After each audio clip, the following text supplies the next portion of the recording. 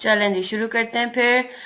बिस्मिल्लाहिर्रहमानिर्रहीम। अच्छा चलें, जुलेखा भी आ गई। चलो बेस्ट हो गया। Zulekha please settle down. हम चैप्टर शुरू कर रहे हैं अपना बैंक रिकंसिलिएशन स्टेटमेंट का। तो हम लोगों ने कल जो है वो प्रोविजन फॉर डाउटफुल डेट से रिलेटेड जितने भी कॉन्सेप्ट्स है वो हमने कर लिए हैं। तो अब आप सारे उसके आप प्रैक्टिस कर सकते हो, ठीक है। और सारे जहां जहां से भी आपको मिलता है, आपको प्रोविजन फॉर डिस्काउंट्स का भी पता लग गया, आपको प्रोविजन फॉर बैड डेट्स का भी सारा कॉन्सेप्ट पता लग गया, आपको बैड डेट्स रिकवर्ड का भी आइडिया हो गया। So you pretty much have gained all the concepts that are related, ठीक है। तो अब सिर्फ बात क्या है, सिर्फ बात ये कि हमें उसकी एप्लीकेशन पता लग जाए, क्योंकि आई कैप का एग्जाम्स इसीलिए मुश्किल हो जाते हैं पास करना, क्योंकि आप लोगों ने पढ़ा तो सब कुछ होता है, लेकिन उसको आई कैप के गिवन स्ट्रक्चर में, आई कैप के गिवन क्वेश्चन के स्ट्रक्चर में उसको अप्लाई करना थोड़ा ट्रिकी हो जाता है, ठीक है। तो अब उसका एक ही हल है, और उसका यही हल है कि आप उसमें ज्यादा से ज्यादा प्रैक्टिस रखें आई कैप फोकस करके, ठीक है। तो आपको जहां जहां से क्वेश्चंस मिलते हैं, पैक के क्वेश्चन बैंक में भी और सवाल मौजूद हैं, पास पेपर्स में और हैं, उनको अटेम्प्ट करें, ढूंढें, रीसेंट पास पेपर्स में भी ढूंढें, कैफ की अटेम्प्ट वाले खास तौर पे, ठीक है। ज्यादातर तो पैक के क्वेश्चन बैंक में मौजूद है, जिनके पास है पैक का क्वेश्चन बैंक, जिनके पास नहीं है so they have to search themselves, ठीक है। आप आखिरी के जो कैफ के टेम के पास पेपर्स हैं एटलीस्ट वो उठा के देखें, उनमें ढूंढें कि प्रोविजन फॉर डाउटफुल डेट्स के कौन कौन से सवाल हैं, उनको अटेम्प्ट करें, ठीक है। तो अभी हम स्टार्ट करते हैं अपना अगला चैप्टर, जो कि कौन सा है, बैंक रिकंसिलिएशन स्टेटमेंट। टेस्ट उसमें बच्चे, उसमें तो सिर्फ डिस्कशन की बात है ना, मैं एटलीस्ट मुझे तसल्ली हो जाए कि हम एक नया चैप्टर शुरू कर चुके हैं, ठीक है। तो आज थोड़ा सा उसका मैं सिर्फ ओवरव्यू दूंगी, और हो सकता है हम सवाल पे आए, हो सकता है ना आए, डिपेंडिंग ऑन टाइम। तो इसको पहले कर लेते हैं। कंट्रोल अकाउंट्स के टेस्ट में तो ऐसी कोई बात नहीं, मैं उसमें मैंने उसका सोल्यूशन भी अपलोड कर दिया हुआ है। आप लोग देखोगे तो वो टेस्ट क्वेश्चन के नीचे ही मैंने मार्किंग स्कीम और सोल्यूशन अपलोड किया हुआ है, ठीक है। तो अगर वो, मेरे ख्याल से अगर वो इतना इम्पोर्टेंट नहीं है, अगर ना भी हो तो आप लोग उधर से देख के मेरे से बात में अलग से पूछ भी सकते हो ना, लेकिन ये हमें थोड़ा टाइम वेस्ट कम करना है लेक्चर्स के हिसाब से। तो इसको देखते हैं। बैंक रिकंसिलिएशन स्टेटमेंट का हम चैप्टर स्टार्ट कर चुके हैं। अब इसमें सबसे पहले तो हम थोड़ा सा ओवरव्यू ले लें आपके पूरे बैंकिंग के सिस्टम का, ठीक है, कि बैंक्स किस तरह से ऑपरेट करते हैं। हाँ, मैं इंशाल्लाह डिस्कस तो करूंगी, मैं डिस्कस कर लूंगी, ठीक है। तो बैंकिंग सिस्टम हम देखते हैं कि बैंकिंग सिस्टम आपका बेसिकली पूरा बैंक्स का सिस्टम ऑपरेट क्या करता है। अगर आप लोगों में से किसी ने कोई बैंक अकाउंट कभी खुलवाया हो, या आपके पेरेंट्स ने अगर खुलवाया हो तो आपने देखा हो, आपने एक्सपीरियंस किया हो, तो नॉर्मली जब आप किसी भी बैंक में जाते हो अपना पैसा रखवाने के लिए, तो आपको वो नॉर्मली, अभी जो जनरल आपके टाइप्स ऑफ बैंक अकाउंट्स होते हैं, बैंक अकाउंट्स होते हैं, वैसे तो आई am not, I am sure कि अभी बहुत डिफरेंट किस्म के बैंक अकाउंट्स खुल गए होंगे, फलाना धमाका, वो आपको अपनी सर्विसेज के बारे में जो बता रहे होते हैं, आप ये अकाउंट भी खुलवा सकते हैं, आप ये अकाउंट भी खुलवा सकते हैं। लेकिन जो मोस्ट बेसिक टाइप्स हैं वो कौन कौन से हैं? एक आपके पास आ जाता है करंट अकाउंट, ठीक है, एक आपके पास करंट अकाउंट आ जाता है, और दूसरा क्या होता है, सेविंग्स अकाउंट, ठीक है। सेविंग्स अकाउंट और डिपॉजिट अकाउंट बेसिकली ये सिमिलर ही इन नेचर हैं, ठीक है। राइट, इसमें इन दोनों में क्या मतलब सिमिलैरिटीज है, हम बात कर लेते हैं होते क्या है। अब आपके पास फॉर एग्जांपल 2 लाख रुपए पड़े हुए थे, आपके कैश पड़ा हुआ था, आप ही चाह रहे हो कि आप घर पे नहीं रखो, आप उसको क्या खोलोगे, आप बैंक अकाउंट खोलोगे, राइट। तो जब आप जाते हो, अगर आप करंट अकाउंट खुलवाते हो, तो करंट अकाउंट में होता क्या है, करंट अकाउंट में आपको कोई इंटरेस्ट नहीं मिल रहा होता। आपने जाहिर सी बात है क्या कर रहे हो, आप अपना पैसा 2 लाख रुपए आपके पास पड़े हुए थे, आपने किसको दे दिया, आपने बैंक के हाथ में दे दिए। आपने बैंक के पास अपना पैसा रखवाया हुआ है, राइट। तो आप ये बात भी कर सकते हो, आप ये बात भी कर सकते हो कि भाई उस पर आपको इंटरेस्ट वगैरह भी आपको पता होगा मिलता है, राइट। आपका आपने पैसे रखवाए हुए होते हैं किसी के पास, तो आप जब वापस लेते हो तो आप कहते हो कि भाई मुझे इंटरेस्ट के साथ दो। जो करंट अकाउंट है उसके ऊपर आपका कोई इंटरेस्ट नहीं मिलता। तो इसको पहले सही से डिस्कस कर लेते हैं। जो सेकंड आपकी कैटेगरी है, इसमें होता क्या है, सेविंग्स अकाउंट और डिपॉजिट अकाउंट में होता क्या है, आपके पास फॉर एग्जांपल वो 2 लाख रुपए मौजूद थे और वो एक्स्ट्रा थे, ठीक है।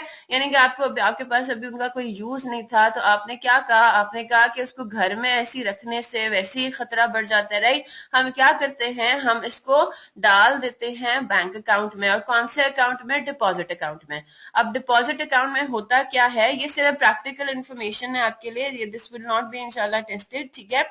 प्रैक्टिकली आपका होता क्या है कि डिपॉजिट अकाउंट में आप जाके डिपॉजिट करवा देते हो और आपको वो बैंक मैनेजर जो है ये पॉलिसी बता देता है कि ये जो डिपॉजिट अकाउंट है ये फिक्स्ड डिपॉजिट अकाउंट है, इन द सेंस कि आपने इसमें से 5 इयर्स तक, फॉर एग्जाम्पल, ठीक है, वो बैंक की पॉलिसी पे डिपेंड करता है, बैंक अकाउंट पे डिपेंड करता है कि वो किस तरह का है। तो आपको उसने बता दिया कि आपने 5 इयर्स तक ये पैसा आप विड्रॉ नहीं कर सकते, ठीक है।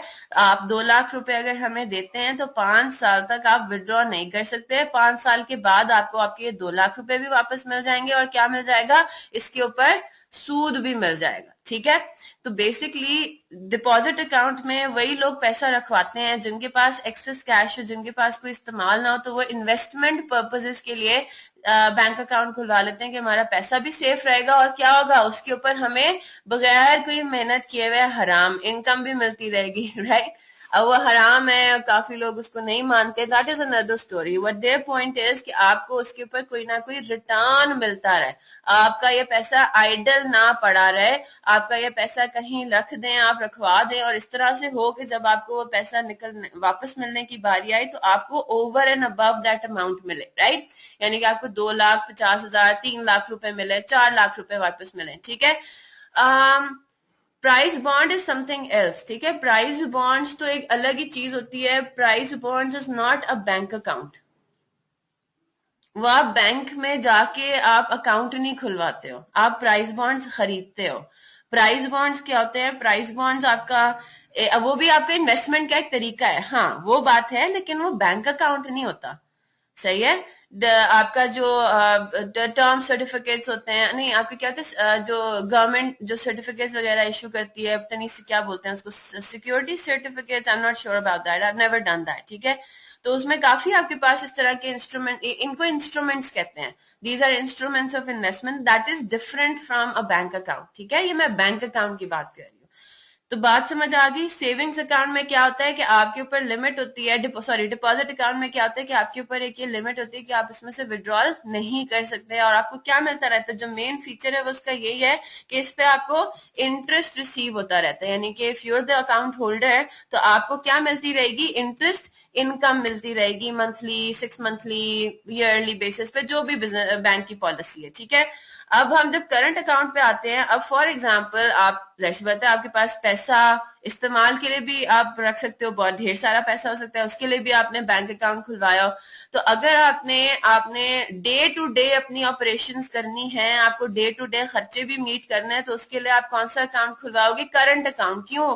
क्योंकि आपको रोज विड्रॉल्स करनी है, रोज आपको डिपॉजिट्स करने हैं और उस बैलेंस का, उस बैंक बैलेंस का रोज बरोज क्या होता रहेगा, बैलेंस आपका फ्लक्चुएट करता रहेगा, राइट। आपको ट्रांजैक्शंस करनी है, आपने सिर्फ वो पैसा वहां पे क्यों रखवाया हुआ है, सेफ कीपिंग के लिए, आप ऑफिस में नहीं रख सकते, राइट। बहुत ज्यादा अमाउंट का पैसा है, 10 लाख रुपए है, 12 लाख रुपए है, तो आप इतना कैश कैसे संभाल सकते हो, अपने कैश इन हैंड में कैसे रख सकते हो। तो आप क्या कर देते हो, उस पैसे से बैंक, उस पैसे को बैंक के पास रखवा देते हो, ठीक है। करंट अकाउंट में आपके पास कोई इंटरेस्ट नहीं होता, बस ये एक मेन चीज है इसकी। और इसमें आपको विड्रॉल्स करना भी अलाउड होता है, डिपॉजिट करना भी अलाउड होता है। इतनी बात क्लियर है, ठीक है। तो ये आपका एक जनरल। फिर हम ये देखते हैं कि आपका बेसिकली बैंक क्या है, बैंक का भी ऑब्वियसली प्रॉफिट मोटिव होता है, सही है। बैंक भी आपके कोई नॉट फॉर प्रॉफिट ऑर्गेनाइजेशंस आप नहीं कह सकते, उनको फाइनेंशियल इंस्टीट्यूशंस है ये, ठीक है। तो अब होता क्या है, अब बैंक ऑपरेट किस तरह से करता है, बैंक अपने खर्चे किस तरह से पूरे करता है, बैंक अपने मैनेजर्स को सैलरीज कैसे देता है, गार्ड्स को कैसे सैलरीज देता है, उसके बीसियों किस्म के खर्चे हैं, हजारों किस्म के खर्चे हैं, राइट। तो अब वो किस तरह से अपने खर्चे पूरे करता है। अब होता क्या है, देखिए बैंक के पास जितना भी पैसा होता है ना, उसमें से 1 रुपया भी उसका अपना नहीं होता। क्या होता है, बैंक अपने पास, मेन पर्पस बैंक का क्या है कि लोग जाके वहां पे अपना पैसा डिपॉजिट करवाएं, ठीक है।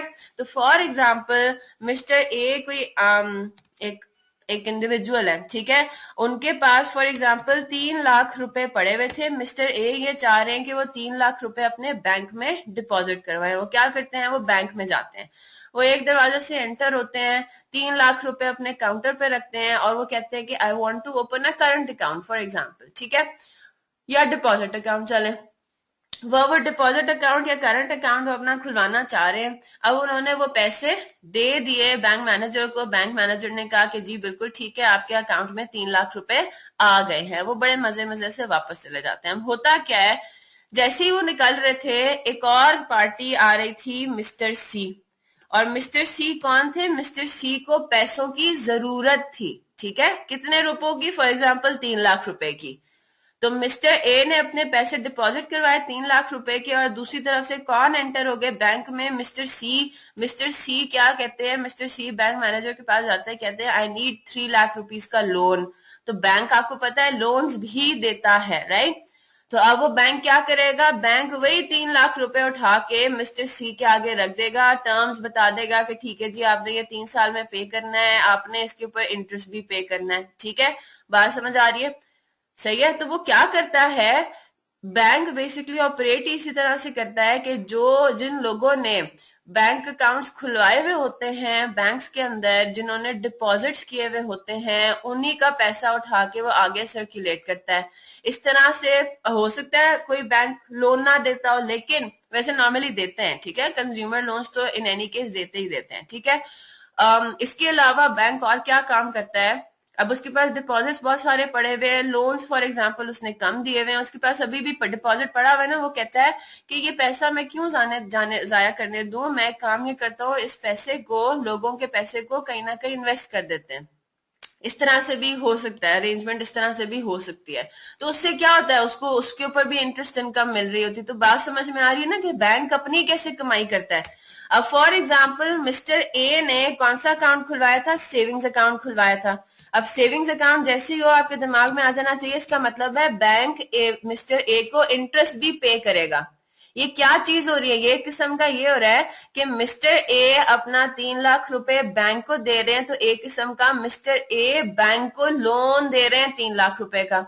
और वो लोन ऐसा लोन है कि उसके ऊपर बैंक को इंटरेस्ट भी पे करना होगा। ठीक है, तो यहाँ इस सिनेरियो में क्या हो रहा है? इस सिनेरियो में मिस्टर ए बैंक को लोन दे रहे हैं 3 लाख रुपए का, ये कि ये मेरे 3 लाख रुपए रख लें अपने पास। ठीक है, और मैं जब भी आऊंगा, मैं जब भी डिमांड करूंगा, मुझे वापस मिल जाएंगे। ठीक है, अब हो क्या रहा है, मिस्टर जो बैंक है वो मिस्टर ए को इंटरेस्ट पे करेगा, और उसने, बैंक ने मिस्टर ए को बता दिया कि हम आपको इंटरेस्ट पे करेंगे 12% पर एनम, हर साल पर एनम। ठीक है, मिस्टर ए बड़े खुश खुश कि चलो ठीक है, 3 लाख रुपए मेरे सेफ भी हो गए, और मुझे उसके ऊपर इंटरेस्ट भी मिल जाएगा, राइट? तो अब होता क्या है, अब जब मिस्टर सी उनके पास जा रहे हैं, किसके पास? बैंक के पास। अब इधर क्या हो रहा है? इधर बैंक मिस्टर सी को लोन दे रहा है 3 लाख रुपए का, राइट? और बैंक मिस्टर सी को ये कहेगा कि जी आपने 20% का इंटरेस्ट हमें पे करना है पर एनम। यहाँ पे इंटरेस्ट पे कौन कर रहा है? Bank pays to mister A. ठीक है, यहाँ पे बैंक पे करेगा मिस्टर ए को, यहाँ पे क्या होगा? Mister C pays to the bank, right? अब हो क्या रहा है, देखें, वही अमाउंट है 3 लाख रुपए की। 3 लाख रुपए के ऊपर 12% मिस्टर ए को बैंक पे कर रहा है, और 20% उसकी जेब में आ रहे हैं।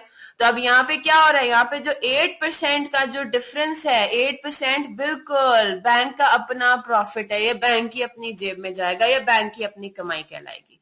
क्लियर है? इस तरह से फिर अगर मैं आपको बताऊं कि बैंक अगर फर्दर कोई इन्वेस्टमेंट करता है, उसके ऊपर भी उसको इंटरेस्ट इनकम रिसीव हो रही होती है। ठीक है, तो इस तरह से ये पूरा सिस्टम है कि पूरा बैंक इस तरह से ऑपरेट करता है। बैंक का बस काम यही है कि एक जगह से पैसे ले, दूसरी जगह पे दे दे, और वो जैसे ही दूसरा बंदा, जो ओनर है, वो आए डिमांड करे। अब देखिए होता क्या है, अगर मिस्टर ए ने 3 लाख रुपए दिए हैं, वो जाहिर सी बात है नोटों की गड्डी है पूरी। ठीक है, देर पूरी करेंसी नोट्स हैं। अब वो बैंक मैनेजर वो करेंसी नोट्स उठा के किसी सेफ में नहीं डाल देता, डालता है, लेकिन मतलब ऐसा नहीं होता कि वो मिस्टर ए के नाम का एक सेफ बना हुआ है बस, और उन्होंने 3 लाख रुपए उसमें जाके डाल दिए और ये कहा कि ये बस एग्जैक्टली यही नोट है जो कि मिस्टर ए के हैं। मिस्टर ए अगर आएंगे 3 लाख रुपए अपने निकालने के लिए, तो मैंने वही नोटों की गड्डी उठा के मिस्टर ए को दे देनी है। ठीक है, ऐसा नहीं होता। ऐसा क्या होता है फिर इसमें होता ये है कि वो पैसा वही वाला उठा के जो है वो सर्कुलेट होता रहता है। जिस तरह अगर मिस्टर ए आते हैं, फॉर एग्जांपल जो मिस्टर ए ने 3 लाख रुपए दिए थे, वो उन्होंने उठा के अपने जो जनरल सेफ है उसमें जाके रख दिया। ऑब्वियसली सेफ में तो रखते ही हैं, ठीक है, सेफ में तो नोटों की गड्डियां रखते हैं बैंक। अब दूसरे दरवाजे से जब मिस्टर सी आ रहे थे तो उन्होंने वही नोटों की गड्डियां उठा के किसको दे दी, मिस्टर सी को दे दी, कैश दे दिया उनको, राइट। अब फॉर एग्जाम्पल अगले ही दिन मिस्टर ए आ जाते हैं कि जी मुझे अपने जरा 50,000 रुपए निकालने हैं, 50,000 रुपए मुझे चाहिए। अब मिस्टर ए ने जो नोट दिए थे, जो पूरी नोटों की गड्डियां दी थी, वो तो बैंक के पास नहीं है, वो तो मिस्टर सी को दे दी उसने। तो अब मिस्टर ए जब डिमांड करेंगे अपने 50,000 रुपए, तो बैंक क्या करेगा, किसी और अपनी पार्टी का जो पैसा पड़ा हुआ होगा सेफ के अंदर, नोटों की गड्डियां, उनमें से 50,000 रुपए निकाल के मिस्टर ए को दे देगा। तो बात समझ में आ रही है आपको? ये यही होता है, एक का पैसा दूसरे को दिया, दूसरे का पैसा तीसरे को दिया, इस तरह से करते करते उसके ऊपर इंटरेस्ट कमाते गए, इंटरेस्ट पे करते गए, तो अल्टीमेटली फिर बैंक के पास अपना भी कोई प्रॉफिट और कमीशन और सरप्लस बचता है। Is that clear? ये एक जनरल ओवरव्यू था। अब हम बात करते हैं जी, यहाँ तक क्लियर है? मोहसिन, उस्मान, जुलेखा, ठीक है।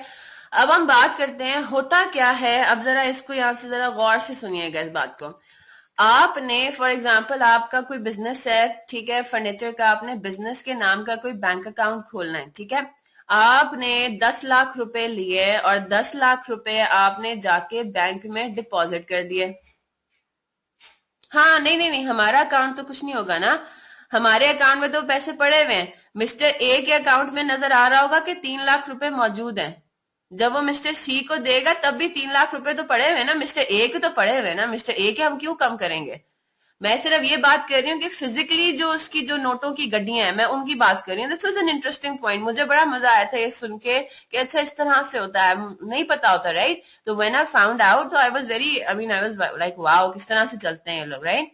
किस तरह से अल्लाह ताला ने इंसानों के थ्रू किस तरह से सिस्टम्स देखो डेवलप करवाए हुए हैं। ये तो खैर एक किस्म का कह सकते हैं, it's my personal opinion obviously, कि जो पूरा बैंकिंग का सिस्टम है सारा का सारा ऑब्वियसली यहूदियों का है, इसमें सारा सूद का एलिमेंट है, लेकिन उनका भी देखो दिमाग इतने आला तरीके से चलते हैं, उन्होंने इस तरह का सिस्टम डिजाइन किया कि exactly, so this is all यहूदी नेटवर्क। ऑब्वियसली सारा इंटरेस्ट जहां पे भी आ जाए, सूद जहां पे भी आ जाए, जहां पे भी आप 100 रुपए दे के 110 रुपए लोगे, तो वो उसमें हराम चीज तो आई गई, हराम एलिमेंट तो आई गया, ठीक है।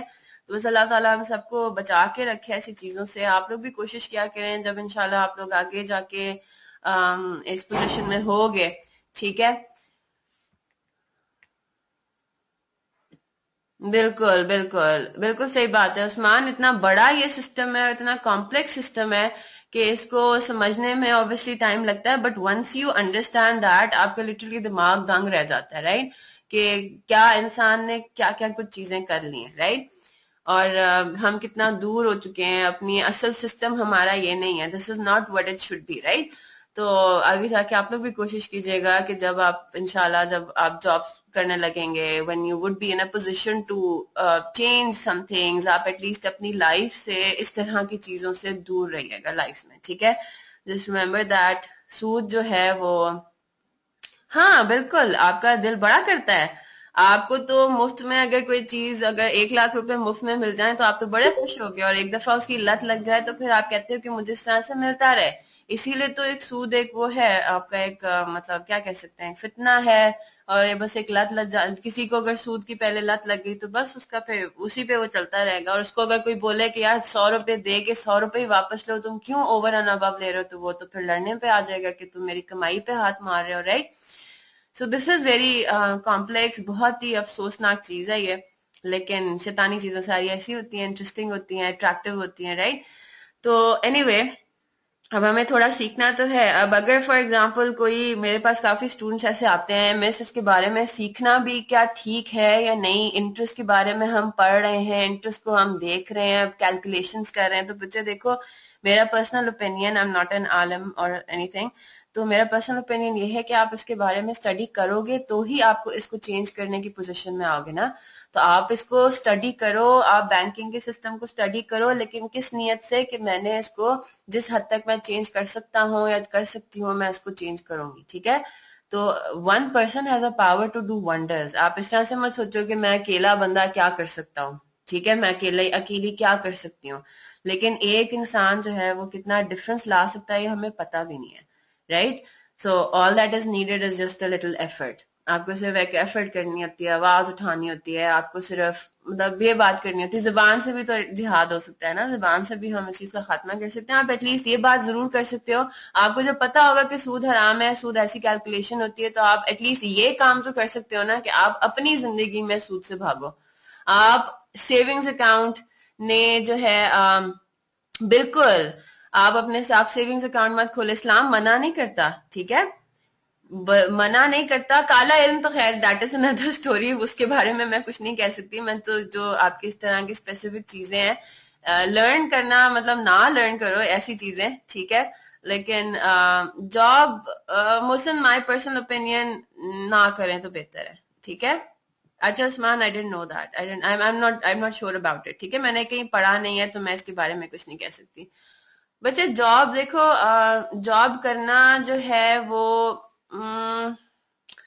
बैंक्स में, फाइनेंशियल इंस्टीट्यूट में बेहतर है कि आप भागो उन चीजों से, आप दूर रहो ऐसी जगहों से, ठीक है। अगर मतलब मेरा पर्सनल ओपिनियन ये है, मैं तो मतलब I strongly believe in that कि अगर आपको एक हराम जॉब एक ऑफर हो रही है और दूसरी साइड पे आपके फाके हैं, तो बेहतर है आप अल्लाह के लिए फाके ही कर लो।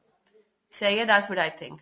तो अल्लाह ताला उसको भी रिवॉर्ड भी करेंगे, अल्लाह ताला देख रहे हैं ना सारी चीजें, और रिस्क का सारा जो है वो अल्लाह ताला के हाथ में है। एवरीथिंग बिलोंग्स टू अल्लाह, अल्लाह ताला के कंट्रोल में है। रिस्क वो आपको कहीं से भी पहुंचा सकता है। तो अगर वो आपको देख रहे हैं कि आप स्ट्रगल कर रहे हो, आप सूद से भाग रहे हो, आप कह रहे हो कि नहीं मैंने ऐसी जॉब नहीं करनी, तो हो सकता है अल्लाह ताला आपको इससे कोई जबरदस्त जॉब दे दें, ठीक है।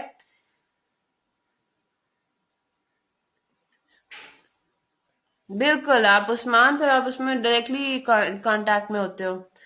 बिल्कुल बिल्कुल ठीक है। तो बस आप कोशिश करो, उससे जितना दूर रह सकते हो दूर रहो। आगे अल्लाह ताला नोज योर स्ट्रगल्स, अल्लाह ताला जानते हैं कि आपको मुश्किलात आ रही हैं, आप नहीं कर सकते अगर, तो अल्लाह इवन नोज दैट। आप अल्लाह ताला से हिदायत की दुआ मांगते रहो, अच्छी रिस्क की दुआ मांगते रहो, ठीक है। तो इसीलिए कहते हैं कि जब आप रिस्क के लिए दुआ मांगो तो आप हलाल रिस्क के लिए दुआ मांगो कि अल्लाह मुझे हलाल रिस्क जो है वो नसीब करे, ठीक है। क्योंकि सूद में तो there is no point at all, सूद तो अल्लाह ताला और उसके रसूल से खुली जंग है, राइट। तो इससे तो हमें दूर ही रहना है। एनीवे स्टडी तो करना है, उसको स्टडी करना है इस पॉइंट ऑफ व्यू से कि हम इसको जितना चेंज कर सकेंगे एटलीस्ट अपनी लाइफ में हम इससे दूर रहें। तो हमें इतनी बात तो समझ में आ जाती है कि अगर आपने फॉर एग्जांपल 1 लाख रुपए पैसे रखवाए हैं किसी बैंक में, और वो बैंक उसको भले जो भी नाम दे, इस्लामिक बैंकिंग में भी कितने टर्म्स ये लोग यूज कर लेते हैं। बस आपने ये, मेरा पर्सनल ओपिनियन ये है कि आपने ये पॉइंट याद रखना है कि अगर आपने 1 लाख रुपए किसी को दिए हैं और आपको मिल रहे हैं वो 1,10,000 रुपए, 1,05,000 रुपए, 1,01,000 रुपए, या 1,01 रुपए भी आपको वापस मिल रहा है, तो वो एलिमेंट क्या है, उसमें सूद है। आपने जितना पैसा दिया है वही उतना ही पैसा आपको वापस मिल रहा है, दैट्स फाइन, ठीक है। तो you get that point, right. तो अब बैंक्स भी बेसिकली इसी तरह से कमाते हैं। अब यहाँ पे जरा देखें होता क्या है। होता ये है कि अब इसी वाली एग्जांपल को देखते हैं, ठीक है। मिस्टर ए को देखते हैं। अब मिस्टर ए ने क्या किया, मिस्टर ए का वो बिजनेस का बैंक अकाउंट था। मिस्टर ए ने 3 लाख रुपए की इन्वेस्टमेंट करनी थी। क्या ट्रांजैक्शन होगी, mister A started a business with cash at bank ₹3 lakh, सही है। यानी कि उसने, मिस्टर ए ने बिजनेस शुरू किया और बिजनेस के नाम पे अब उसने कोई बैंक अकाउंट खुलवाया। अब बैंक अकाउंट खुलवाया, उसमें उसने 3 लाख रुपए डिपॉजिट करवा दिए बैंक को जाके। हुआ क्या है, हम क्या दिखाते हैं, हम लोग क्या, ये हमारे पास क्या आ जाएगा, बिजनेस की बुक्स में ये कैश एट बैंक आ जाएगा। क्या होता है, ये एसेट होता है। इसका नेचर क्या होता है, डेबिट नेचर होता है। हम अपनी बुक्स में दिखा देंगे कि हमारे पास 3 लाख रुपए का डेबिट बैलेंस है, किसमें, बैंक में, और हम ये कहते हैं कि हमारा ये एसेट है, राइट। अब जिस तरह आप अकाउंटिंग कर रहे हो ना, उसी तरह बैंक भी अकाउंटिंग कर रहा होगा, है ना। बैंक भी अकाउंटिंग कर रहा है अपनी, उसके भी अपने लेजर्स मेंटेन हो रहे हैं। अब अगर आप बैंक के पॉइंट ऑफ व्यू से देखो, तो बैंक के पॉइंट ऑफ व्यू से जो मिस्टर ए ने बिजनेस के नाम पे पैसे दिए हैं बैंक को, वो बैंक की क्या चीज है। बैंक क्या कहेगा, मुझे, मेरे पास किसी और के पैसे पड़े हुए हैं। वो जब दूसरा बंदा, दूसरी पार्टी, वो जब भी आएगी मेरे पास, मुझे इसको ये पैसे बिना, बगैर किसी चूं चाके, बगैर किसी रिस्ट्रिक्शन के मुझे इसको वापस करने पड़ेंगे, because this money is not mine, the bank is saying that, right. तो अगर आपके पास कोई ऐसा पड़ा हुआ है जो कि आपका नहीं है, तो वो आपकी क्या बन जाएगी, लायबिलिटी बन जाएगी। तो ये हमारी बुक्स में हमारी बुक्स में तो ये एसेट है, ठीक है, कैश एट बैंक हमारा एसेट है और हम इसको दिखा रहे होंगे डेबिट बैलेंस, ठीक है। On the other hand bank की बुक्स में ये क्या आ रहा होगा, आपका मिस्टर ए के नाम का कोई अकाउंट आ रहा होगा या बिजनेस के नाम का, फॉर एग्जांपल AA ट्रेडर्स के नाम का एक अकाउंट आ रहा होगा, अकाउंट टाइटल होगा, और ये क्या होगी, ये उसकी लायबिलिटी होगी। इधर क्या बोलेगा, ये क्रेडिट बैलेंस 3 लाख। समझ आ रही है बात। तो बैंक की बुक्स को जब हम देखेंगे तो एक लेजर आ रहा होगा किसका, AA ट्रेडर्स उसका टाइटल होगा। आपकी बुक्स में क्या टाइटल है, कैश एट बैंक, आपने बैंक में पैसा रखवाया हुआ है, कैश है वो, ठीक है, कैश एट बैंक वो हमारा एसेट है, राइट। यहाँ पे क्या आ रहा होगा, बैंक की बुक्स में AA ट्रेडर्स के नाम का बिजनेस जो जिसके नाम का बैंक अकाउंट है उसके नाम का एक अकाउंट आ रहा होगा, लेजर आ रहा होगा फॉर एग्जांपल, और वो लेजर कौन से हेड ऑफ अकाउंट से बिलोंग करेगा, लायबिलिटी से। लायबिलिटी का नेचर क्या होता है, क्रेडिट होता है, और 3 लाख रुपए। इतनी बात समझ आ गई, ठीक है। अच्छा, अब होता क्या है, हर मंथ एंड पे क्या होता है कि बैंक जो है हर महीने के आखिर पे बैंक जो है वो मिस्टर ए को भेजेगा क्या, बैंक स्टेटमेंट। और बैंक स्टेटमेंट बेसिकली होता क्या है, बैंक स्टेटमेंट होता है ये जो AA ट्रेडर्स के नाम का उसकी बुक्स में लेजर आ रहा होता है ना, ये एक किस्म का लेजर होता है, ठीक है। तो बैंक स्टेटमेंट बैंक भेज देगा किसको, AA ट्रेडर्स को, और AA ट्रेडर्स को कहेगा कि देखें जी मेरी बुक्स के हिसाब से ये आपका लेजर है, इसमें ओपनिंग इतना था, क्लोजिंग इतना था, और ड्यूरिंग द पीरियड की ट्रांजैक्शंस भी मैंने पोस्ट की हुई है। बात समझ आ रही है। तो बेसिकली आपने भी अपने पास उसी चीज का, उसी महीने का बैंक से रिलेटेड रिकॉर्ड रखा हुआ है, ठीक है। आपके पास कैश बुक है, आपके पास कैश एट बैंक का अकाउंट है, आपने ये बताया हुआ है कि जी मेरे हिसाब से AA ट्रेडर्स की बुक्स में आ रहा होगा कि ओपनिंग बैलेंस इतना था, डेबिट, क्लोजिंग बैलेंस इतना था, ड्यूरिंग द पीरियड मैंने इतनी रिसीट्स की और इतनी पेमेंट्स की। और वही चीज बैंक भी बता रहा होगा कि जी ओपनिंग में हमारी आपकी तरफ लाइबिलिटी कितनी थी, आपने हमारे पास कितना पैसा रखवाया हुआ था, 3 लाख रुपए। फिर आपने इसमें से इतने पैसे डिपॉजिट करवाए, इतने पैसे आपने विड्रॉ करवाए यानी कि पेमेंट्स आपने की, और अब आपके पास हमारे हिसाब से जो क्लोजिंग बैलेंस आपके बैंक में पड़ा हुआ है, हमारे पास पड़ा हुआ है, वो इतना है, ठीक है। तो वो बैंक स्टेटमेंट होती है। अब बैंक स्टेटमेंट का पर्पस क्या होता है, अब देखो हमारे पास एक चेक करने का एक जरिया आ गया ना, हम अब अपना कंट्रोल मेंटेन कर सकते हैं कि क्या हमने सही सही रिकॉर्डिंग की है, कोई ऐसी ट्रांजैक्शन तो नहीं है जो हमसे मिस आउट हो गई हो, ठीक है। ये काम हम चेक कर सकते हैं। हमने क्या करना है, दोनों को मैच करना है। अब मैं इंशाल्लाह भी हम क्वेश्चन को देखते हैं। हमने अपनी बुक्स को और बैंक की बुक्स को मैच करना है, क्योंकि ये दोनों सेम चीज से परटेन करती हैं, दोनों 3 लाख रुपए से परटेन करती हैं, दोनों कैश एट बैंक से परटेन करती हैं, राइट। और दोनों को आपने देखना है कि क्या दोनों में सही सेम पोजीशन रिफ्लेक्ट हो रही है या नहीं हो रही।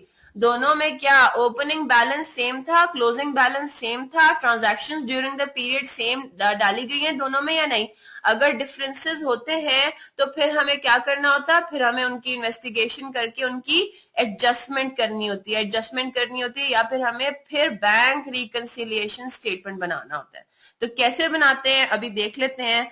आपके पास ऊपर अपलोड हुआ है हैंडआउट नंबर 2, इसको जरा देखें, ठीक है। क्वेश्चन नंबर 1 क्या कह रहा है, prepare a bank reconciliation statement as at 30 September 2008 from the following entries in the bank column of cash book and the corresponding bank. अभी हमने देखा नहीं है कि बैंक रिकंसिलिएशन स्टेटमेंट क्या होता है, अभी हम सिर्फ सिनेरियो को देख रहे हैं। ये आपके पास क्या गिवन है, कैश बुक। कैश बुक क्या थी, हमारी book of prime entry, right. आपको पता है कि आपने सारा काम पहले कहां पे करना है, कैश बुक का बैंक कॉलम, यानी कि ऑब्वियसली क्योंकि हम कैश एट बैंक को फोकस कर रहे हैं, ठीक है। तो कैश बुक में आपको पता है दो चीजें भी आ सकती हैं, कैश एट हैंड भी आ सकता है, कैश इन हैंड भी आ सकता है, कैश एट बैंक भी आ सकता है। तो वे फोकसिंग ऑन दैट कैश जो कि हमारा बैंक में पड़ा हो। क्लियर है यहाँ तक। तो कैश बुक क्या है, कैश बुक हमारी बुक्स के हिसाब से, हमारी बुक ऑफ प्राइम एंट्री के हिसाब से ये सिचुएशन है। ये मैंने टी अकाउंट फॉर्मेट पे, नॉर्मली हमें बैंक रिकंसिलिएशन स्टेटमेंट के टॉपिक में हमें cash book T account format पे ही गिवन होगी, ठीक है। यानी कि उसमें हमने वो देखे वो कॉलम्स नहीं बनाए हुए, टोटल का column, other receipts, receivables, cash बनाने की जरूरत नहीं है, ठीक है। वो अभी इस टॉपिक से स्पेसिफिक इतना नहीं है, तो अब जब हम इसको देखते हैं तो हमें ये नजर आता है कि ये 2008 के सितंबर के महीने का आपने कैश बुक बनाया है।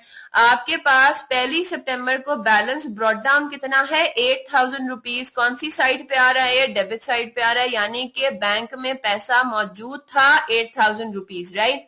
फिर आपने during the period, during the month of September आपने ये सारी डिपॉजिट्स की, ये सारे आपके पास क्या आ रहे हैं, रिसीट्स आ रहे हैं। बैंक में पैसा इतना आपके पास आया, राजा कामरान ने पे किया, राशिद ने पे किया, राव नादिर ने पे किया, रहीम ने, रऊफ ने और राव नासिर उमैर ने पे किया, ठीक है।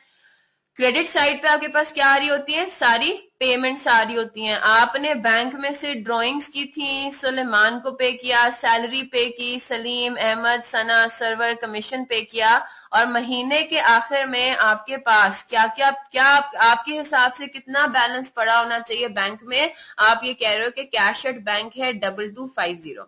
क्लियर है। फिर क्या होता है, सितंबर 30 को आपको बैंक स्टेटमेंट भी मिल गई, और ये देखें बैंक स्टेटमेंट किस फॉर्मेट में है, ये उसी तरह है, रनिंग बैलेंस लेजर्स याद है, 3 कॉलमनर लेजर्स, ये किस्म का उसी फॉर्मेट पर है, राइट। इसको कहते हैं बैंक स्टेटमेंट है, बैंक स्टेटमेंट इसका नाम है, ये इसको इसी से बुलाएंगे, ठीक है, इसको किसी और नाम से नहीं बोलेंगे। बैंक स्टेटमेंट है तो बैंक स्टेटमेंट से मतलब ये कि वो स्टेटमेंट है जो कि बैंक ने आपको भेजा है। ये क्या है, ये आपका लेजर है, ये आपका अकाउंट है पूरा, यही वाला जो कि आपने बैंक में मेंटेन किया हुआ। अब आप देखो जरा इधर देखें, बैंक के हिसाब से 1 सितंबर को आपके बैंक में कितना पैसा था, 8000 क्रेडिट दिखा रहा है। क्रेडिट से क्या मतलब है कि बैंक ये कह रहा है कि हमें, हमारे पास आपका 8000 रुपया पड़ा हुआ था, हमारी लाइबिलिटी टूवर्ड्स यू कितनी थी, 8000 रुपीज। हम चेक करते हैं 1 सितंबर को, हम भी यही बात बोल रहे हैं, बिल्कुल यही बात बोल रहे हैं। आपने फिगर चेक करनी है और ये चेक करना है कि अगर ये क्रेडिट है तो यहाँ पे हमारी बुक्स में ये क्या होना चाहिए, डेबिट, ठीक है। तो हम ये देख रहे हैं हमारी बुक्स में ये एसेट है तो उसकी बुक्स में ये लाइबिलिटी आना चाहिए, बिल्कुल ठीक, फिगर भी मैच है, यानी कि इस पॉइंट पे मेरा और उसका रिकॉर्ड बिल्कुल मैच करता है। अब आप आ जाए महीने के आखिर में, महीने के आखिर पे जब हम देखते हैं तो हमारी कैश बुक क्या कह रही है, हमारी कैश बुक ये कह रही है कि कैश एट बैंक पड़ा हुआ है कितना, 2250 रुपीज। जब हम बैंक स्टेटमेंट देखते हैं तो बैंक स्टेटमेंट में जो बैलेंस के कॉलम में सबसे आखिरी बैलेंस आ रहा है वो कितना आ रहा है, 6525 क्रेडिट। बैंक ये कह रहा है कि आपके हमारे पास 6525 रुपए पड़े हुए हैं, हमारी बुक्स के हिसाब से कितना बैलेंस पड़ा हुआ है, सिर्फ 2250। यहाँ पे क्या आ गया, डिफरेंस आ गया, ठीक है, यहाँ पे क्या आ गया, डिफरेंस आ गया। आपने कहा ओहो यहाँ पे तो डिफरेंस आ गया, अब हम क्या करेंगे, अब हम इन्वेस्टिगेशन करेंगे कि डिफरेंस आ क्यों रहा है, नहीं आना चाहिए ना, नहीं आना चाहिए, तो डिफरेंस आ क्यों रहा है। आप जब डिफरेंस की इन्वेस्टिगेशन करेंगे तो आप देखते हैं कि डिफरेंसेस के रीजंस क्या हो सकते हैं, ठीक है, ये भी मैंने अपलोड किया हुआ है आपके इधर, reasons for differences between bank book या cash book and bank statement, ठीक है। तो आप देखें ये पूरी लिस्ट है, ये इसमें और चीजें ऐड भी हो सकती हैं, लेकिन दीज आर मेजॉरिटी जो चीजें हैं जो रीजन फॉर एनी डिफरेंस हो सकते हैं, ठीक है। अनप्रेजेंटेड चेक्स, अब अनप्रेजेंटेड चेक्स क्या होते हैं इनको देख लेते हैं। चेक्स दैट आर ड्रॉन या issued for payment by an entity, यानी कि एक एंटिटी ने चेक इशू करके किसी सप्लायर के हाथ में पकड़ा दिया, किसी पार्टी के हाथ में पकड़ा दिया कि ये लो मैंने पेमेंट कर दी, ठीक है, and recorded in its books. तो ये कंट्रोल अकाउंट्स में हम ये बात पढ़ चुके हैं कि आप जैसे ही चेक अपने पास अपनी चेक बुक में चेक लिख के फाड़ के सामने वाली पार्टी को दोगे, उस पॉइंट पे आपने क्या रिकॉर्डिंग कर लेनी है, बैंक को कर देना है क्रेडिट, है ना। आपने कह देना कि मैंने पेमेंट कर दी, मैंने चेक बना के सामने वाली पार्टी को दे दिया। अब वो सामने वाली पार्टी की रिस्पॉन्सिबिलिटी है कि वो जाए बैंक में जाए, चेक को अपना इनकैश करवाए, राइट, पैसा निकाल ले मेरे अकाउंट से। अब वो बैंक उसकी बात है, अपना क्या कहते हैं सामने वाली पार्टी की रिस्पॉन्सिबिलिटी है, मेरी रिस्पॉन्सिबिलिटी खत्म, मैंने अपनी बुक्स में पेमेंट होता हुआ दिखा देना है, कौन सी डेट पे, जैसे ही मैंने चेक्स को ड्रॉ किया या इशू किया। इधर तक क्लियर है ना सबको। तो एंटिटी ने क्या किया, चेक इशू किया और उसने अपनी बुक्स में पेमेंट रिकॉर्ड भी कर दी। लेकिन अगर सामने वाली पार्टी ने महीने के आखिर में सारा काम ही होगा ना, सारा हम चेक कब करेंगे, मैचिंग कब करें हम, महीने के आखिर में, क्योंकि बैंक स्टेटमेंट ही हमें महीने के आखिरी दिन मिल रही है, ठीक है। तो महीने के आखिर में ये हो सकता है कि आपने ड्यूरिंग द मंथ किसी एंटिटी को, किसी पार्टी को चेक इशू कर दिया था, लेकिन महीने के आखिर तक वो अभी तक बैंक में उसने चेक को प्रेजेंट नहीं किया, यानी कि वो चेक लेके बैंक में गया ही नहीं सामने वाला बंदा, कि वो मेरा एक्चुअली जो मेरे बैंक में से पैसे कब जाएंगे, बैंक में से मेरे पैसे एक्चुअली कब उसको मिलेंगे, जब वो चेक प्रेजेंट करेगा फॉर पेमेंट। मैंने जैसे ही चेक इशू किया तो मेरे अकाउंट में से ऑटोमेटिकली वो पैसे निकल के उसके अकाउंट में नहीं चले गए, है ना। वो तो बैंक को पता भी नहीं है कि मैंने चेक इशू किया। मैं चेक इशू करते साथ ही बैंक को फोन थोड़ी कर देती हूँ, मैंने तो चेक इशू करके उसको पकड़ा दिया और मैंने कहा अब तुम जानो और बैंक जाने, राइट। अब तुम जब जाओगे बैंक के पास, ये चेक उसको दिखाओगे, जब वो क्लियर होगा चेक, तभी तुम्हारे पास एक्चुअली पैसे आएंगे, राइट। बात समझ आ रही है। तो अगर इस तरह से सिचुएशन है कि महीने का आखिर आ गया और सामने वाली पार्टी के पास अभी तक वो चेक पड़ा हुआ है, ड्रॉर में उसकी पड़ा हुआ है, उसके पास पड़ा हुआ है, वो अभी तक बैंक में गया ही नहीं, वो कह रहा है कि मेरे पास अभी टाइम नहीं है, मैं हो सकता है अगले महीने जाके इनकैश कराऊं, राइट। तो अब क्या हुआ, मेरा बैंक बैलेंस कह रहा है कि कोई पेमेंट नहीं हुई। मेरी बुक्स क्या कह रही है, मेरा कैश बुक क्या कह रहा है, कैश बुक मेरा कह रहा है कि पेमेंट आपने कर दी।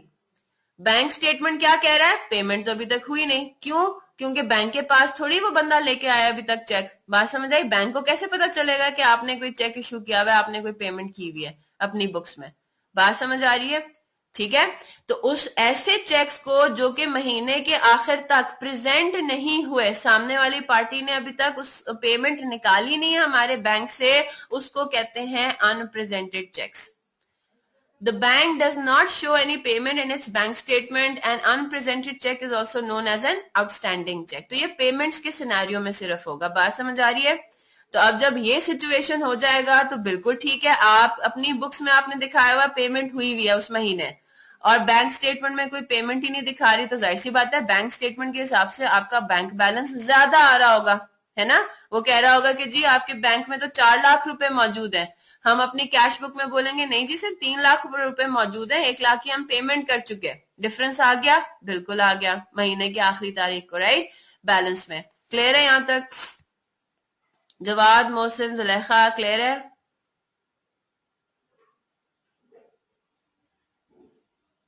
ठीक है।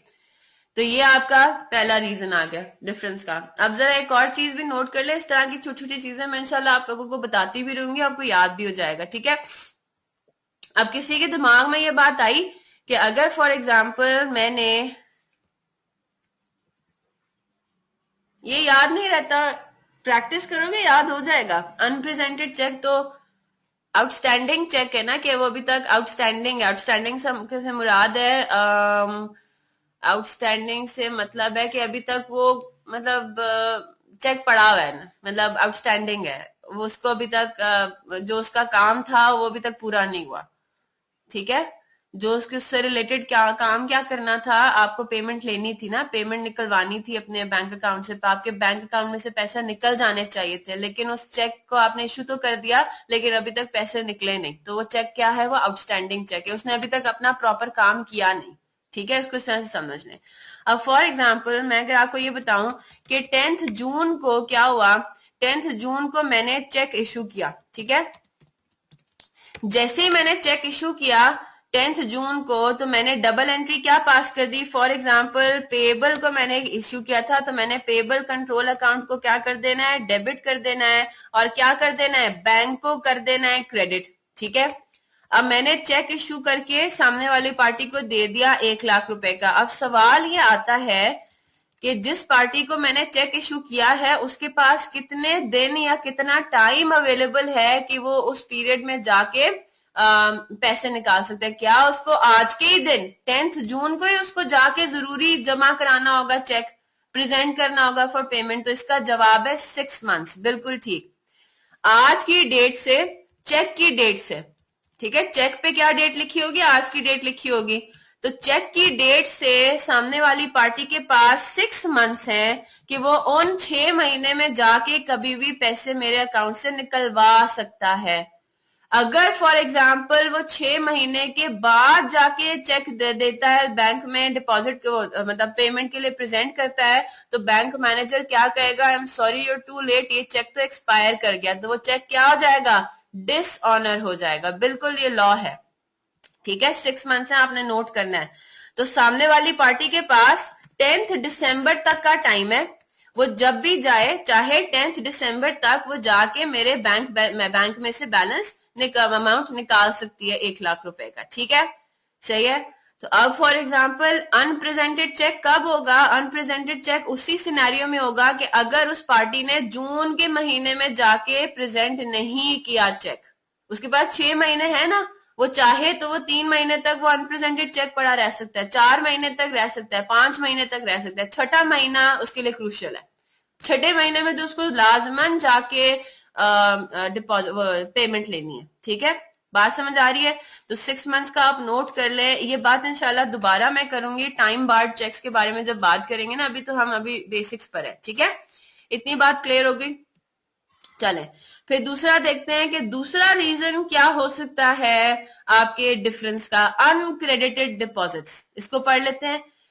There may be a time lag between when a company deposits check into its bank, that is, sends the check to the bank for depositing, and when the bank actually credits it to the account. The entity records the receipt of check, यानी कि bank को वो debit कर देती है as soon as it receives it. However, the bank may record the same after a few days.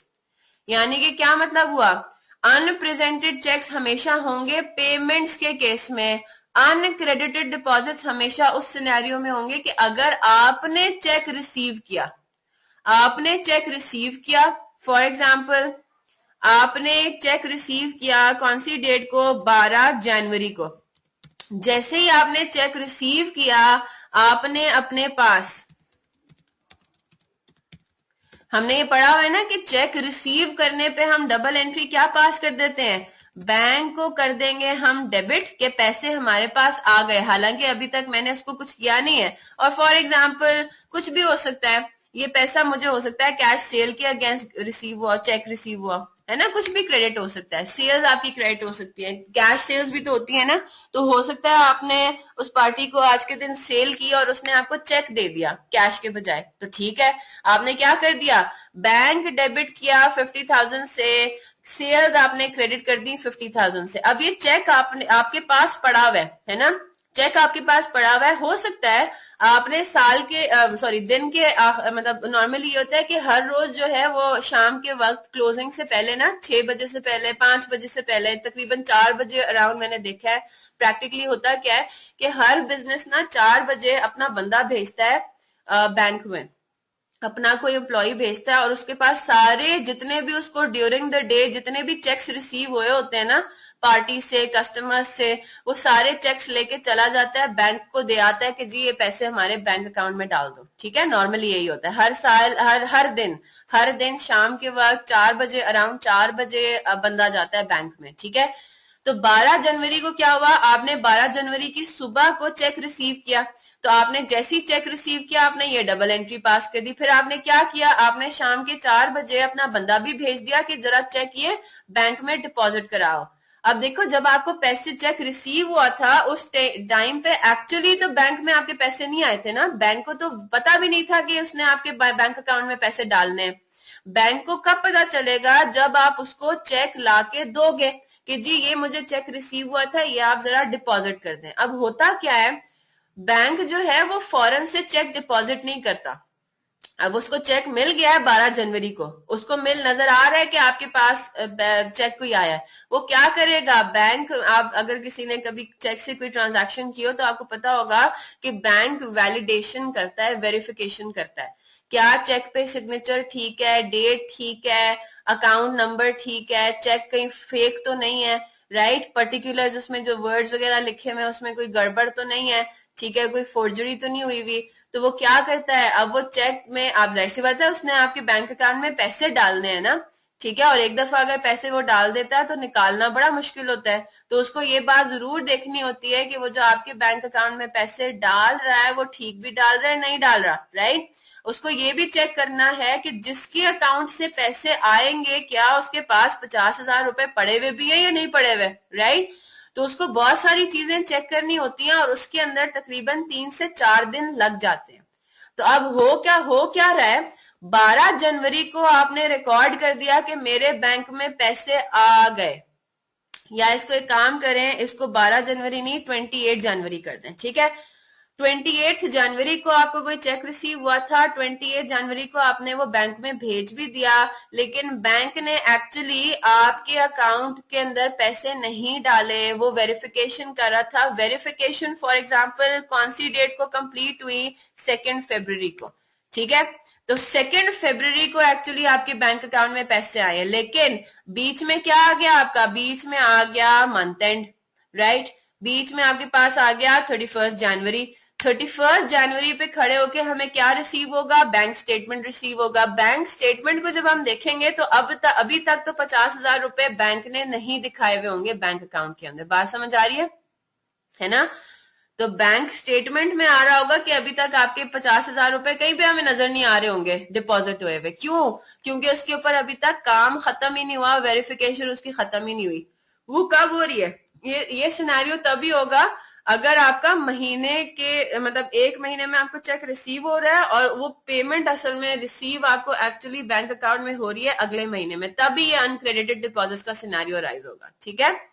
तो हम क्या कहेंगे, हम महीने के आखिर पे खड़े होके कहेंगे अच्छा इस वजह से हमारा डिफरेंस आ रहा है क्योंकि हमने दिखा दिया था कि बैंक में पैसे आ गए, लेकिन एक्चुअली बैंक में पैसे आज के दिन तक नहीं आए। बैंक में पैसे कब आएंगे, 2 फरवरी को, जब उनकी वेरिफिकेशन कंप्लीट हो जाएगी और जब एक्चुअली मिस्टर सी के अकाउंट से पैसा उठ के कस्टमर के अकाउंट से पैसा निकल के हमारे अकाउंट में आ जाएगा। बात समझ आ गई। So this is uncredited deposits, सही है। अनप्रेजेंटेड चेक्स और अनक्रेडिटेड डिपॉजिट्स को दोनों को हम कहते हैं टाइमिंग डिफरेंसेस।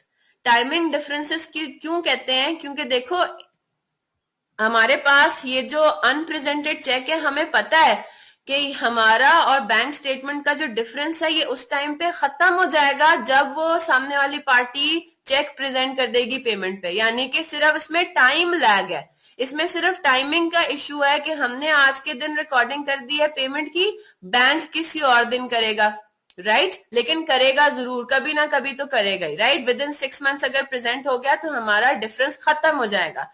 इसी तरह अनक्रेडिटेड डिपॉजिट्स में क्या हो रहा है, हम ये बात कह रहे हैं कि हमारा डिफरेंस आ रहा है सिर्फ इस डेट पे। 2 फरवरी को क्या हो जाएगा, 2 फरवरी को बैंक भी पैसा मेरे डिपॉजिट होता हुआ दिखा देगा, यानी कि 2 फरवरी को हमारा जो डिफरेंस आ रहा है बैलेंस में वो खत्म हो जाएगा। यानी कि अनक्रेडिटेड डिपॉजिट्स और अनप्रेजेंटेड चेक्स ये दोनों टाइमिंग डिफरेंसेस हैं। टाइमिंग ऑफ डबल एंट्रीज की वजह से ये डिफरेंस हमारा अराइज एट होता है और ये कभी ना कभी खत्म हो जाता है। क्लियर होगी बात, ठीक है। यानी कि ये परमानेंट डिफरेंसेस नहीं है, ठीक है, टेम्पररी डिफरेंस है, टाइम लैग की वजह से इश्यू आ जाता है, वरना आपका दोनों ने वही काम कर देना है, बैंक ने भी डिपॉजिट कर देना है, कभी ना कभी आपने पहले करते हुए दिखा दिया अपने बुक्स में, बैंक ने किसी और डेट पे किया, ठीक है, बाद में। फिर आपके पास एरर का रीजन क्या हो सकता है डिफरेंस का, कि बैंक ने कोई एरर किया था अपने बैंक स्टेटमेंट में, गुंजाइश है उसकी, बिल्कुल है। बैंक ने गलती से कोई डिपॉजिट या पेमेंट करते हुए आपके अकाउंट से दिखा दी, आपने वो असल में की नहीं थी, राइट। किसी और की ट्रांजैक्शन आपके अकाउंट में पोस्ट कर दी, बैंक से भी गलती हो सकती है, तो जाहिर सी बात है फिर क्या होगा, बैंक स्टेटमेंट में कुछ और बैलेंस आ रहा होगा, आपके कैश बुक में कुछ और बैलेंस आ रहा होगा। इसी तरह अगर एंटिटी ने कैश बुक में कोई एरर कर दिया हो, बैंक स्टेटमेंट में वो एरर नहीं हो रहा होगा, जाहिर सी बात है, सिर्फ एंटिटी ने अपनी कैश बुक में किया, तो कैश बुक के हिसाब से बैंक बैलेंस कुछ और होगा, बैंक स्टेटमेंट के हिसाब से बैंक बैलेंस कुछ और होगा, राइट। फिर आ जाते हैं इधर नीचे, स्टैंडिंग ऑर्डर क्या होता है।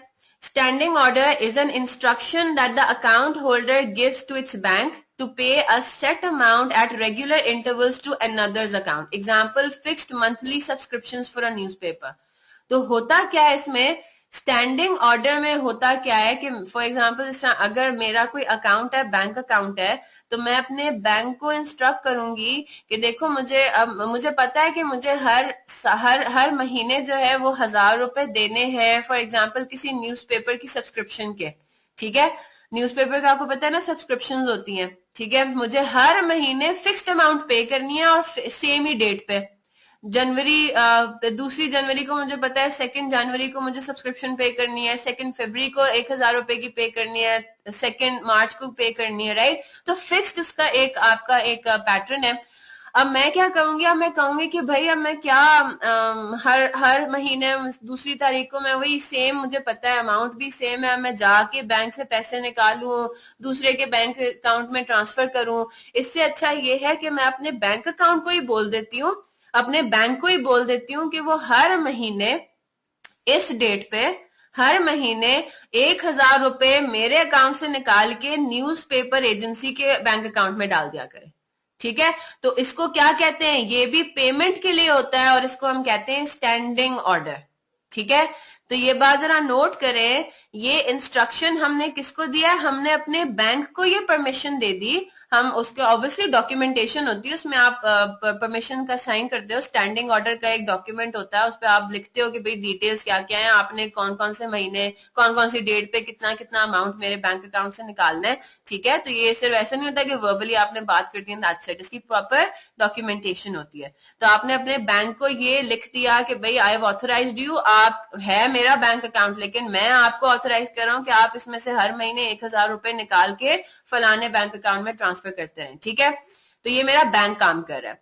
फिर नीचे आए डायरेक्ट डेबिट। डायरेक्ट डेबिट भी पेमेंट के लिए ही है, लेकिन अब यहाँ पे क्या डिफरेंस है जरा इसको देखिए। Under direct debit the account holder authorises the service provider or any other organization to collect varying amounts from his or her bank account directly. For example, a business may allow WAPDA to collect monthly bills, और आपको पता है कि हर महीने का bill दूसरे महीने से डिफरेंट होता है ना, which vary from one month to another from its bank account directly through direct debit. तो यहाँ पे परमिशन किसको दी जा रही है, परमिशन बैंक को नहीं दी जा रही, परमिशन वापडा को दी जा रही है जिसको आपने पेमेंट करनी है। उस पार्टी के साथ आप एक अग्रीमेंट कर लेते हो कि ठीक है मुझे पता है हर महीने आपने बिल भेजना है, मुझे पता है मैंने हर महीने अपना जो है वो इलेक्ट्रिसिटी कंज्यूम करनी है, तो आप एक काम ये करो, मैं आपको ये ऑथराइजेशन देता हूं कि आप जो हो मेरे बैंक अकाउंट से डायरेक्टली जितने भी बिल की अमाउंट होगी ना वो पैसे निकाल लिया करना। अब इसमें अगर किसी के दिमाग में सवाल आ रहा है इस तरह तो वापडा की मर्जी है कि वो जितना भी, नहीं ऐसा थोड़ी है, वापडा आपको भी तो बिल भेजेगा ना, आपको बिल भेजेगा प्लस आपको हर महीने के आखिर में बैंक स्टेटमेंट भी आ रहा होगा, तो उससे आप मैच कर लोगे कि क्या वापडा ने बिल वाली अमाउंट ही मेरे बैंक अकाउंट से निकाली है या नहीं।